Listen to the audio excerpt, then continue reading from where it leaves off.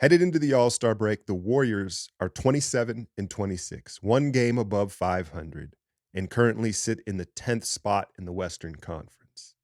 Now, if I would have told you this in October at the beginning of the season, I think you'd be very disappointed. There's no doubt about it. But contextually, if you look at how the beginning of this season has played out, it almost feels like the Warriors are in a good spot, or at least headed in the right direction. Now, these final two games, a lot of drama, right? A lot of drama. Obviously, blowing the lead to the Clippers at home the other night.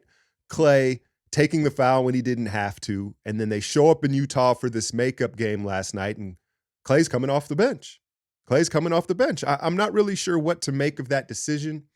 If it was for some optics of like, hey, we're going to punish Klay for that poor decision. Listen, and some of you that saw my free breakdown that I put out yesterday, and I said it in that, like, listen, that game was lost before the Klay decision. It was an alarming decision by Klay at that moment, but there are a lot of issues closing games and in the fourth quarter. And I think that's the subject for today's video, because you saw it again show up in Utah last night after 3 quarters of, I won't say dominance, but 3 quarters of good basketball. All of a sudden, they seem to fall apart in the fourth quarter.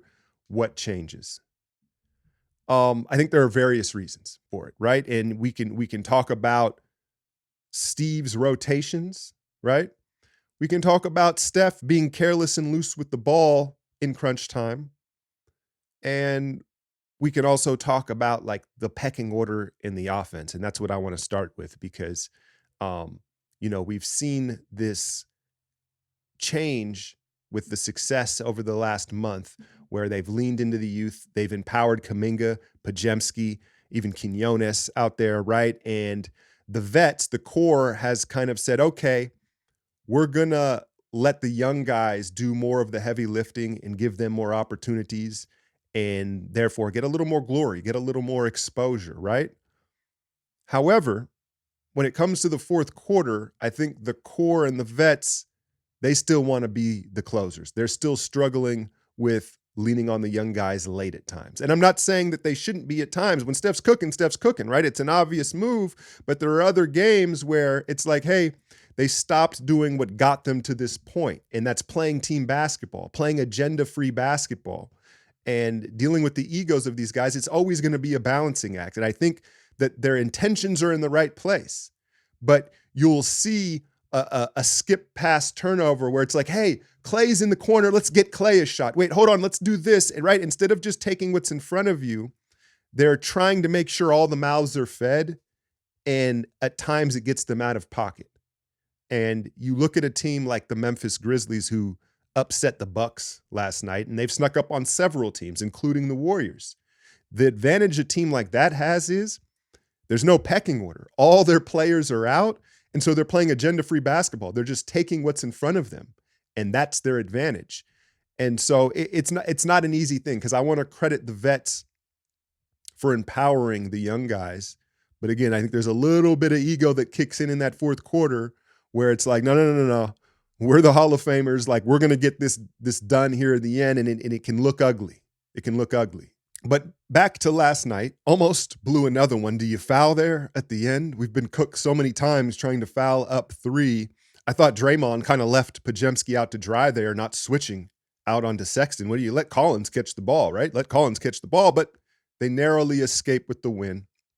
But the big story is Klay Thompson, 35 points, coming off the bench for the first time since his rookie season.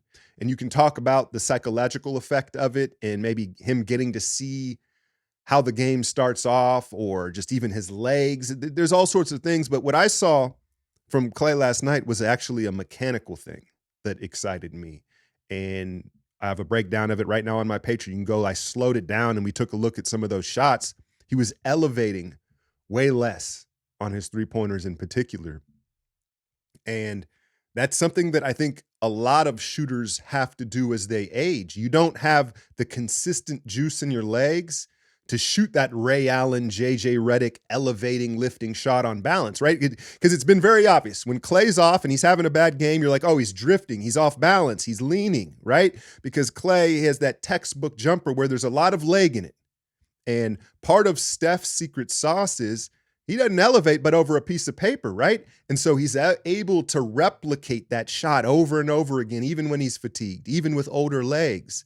And so if Klay can rely more on his upper body in his release, because it's still a textbook release, use a little more wrist and elbow. Oh, Klay's an elbow shooter. Steph's a wrist shooter, right? There's all these different sources of energy to your shot. But Klay has always relied on his legs a lot as well, especially from behind the arc. And entering this phase of his career, if he can take some elevation off that, I think it keeps him on balance. And as you can see, he can still knock shots down that way. And so I think that that was the biggest part of his success last night. Not as much of coming off the bench. It was mechanically elevating less on the jumper. And then he did, I think that if we do talk about the psychological element, does it make him a little more patient when he comes off the bench, understanding playing with the second unit and different guys like, hey, I'm probably priority one. I don't have to force it, because he had a very balanced attack. He took what the defense gave him. Oh, you're not going to come out. I have a rhythm shot. I'll take it. You're going to run me off the 3-point line. I'll get downhill. But a feel-good performance and an encouraging performance from Klay. And then the other cool part about it is, does it not incentivize and encourage Klay maybe to take on this bench role? It's like, dude, you just dropped 35. Look what's possible coming off the bench, right? For him to immediately be rewarded taking that role, I think bodes well moving forward. But again, the balancing act of integrating the young guys down the stretch, I think that's the next step. Is you dominate for 3 quarters, it falls apart in the 4th quarter. You got to stick with what got you there and keep playing team basketball. I get it. There's a time and a place to ISO, and when they're going to have to lean on Steph to work his magic. But I think that and part of it is the past, right? They lean on it when they don't have to, And I think that they need to work that out. But all in all, I think they're headed in the right direction. And you look at that bottom of the West, I think with 30 games left or so, anything is possible. If they stay healthy and they continue to build this chemistry and trust with the young guys, I think that, it'd be nice to climb all the way in to the playoffs and out of the play-in. But realistically, if you can get to that 7th, 8th spot where you get 2 shots to get into the actual playoffs, I think that is important. I will cover All-Star Weekend. I don't know if there'll be a patron live stream or maybe a post-game podcast. We'll do something. Hit that like, share, and subscribe. I'm out, y'all.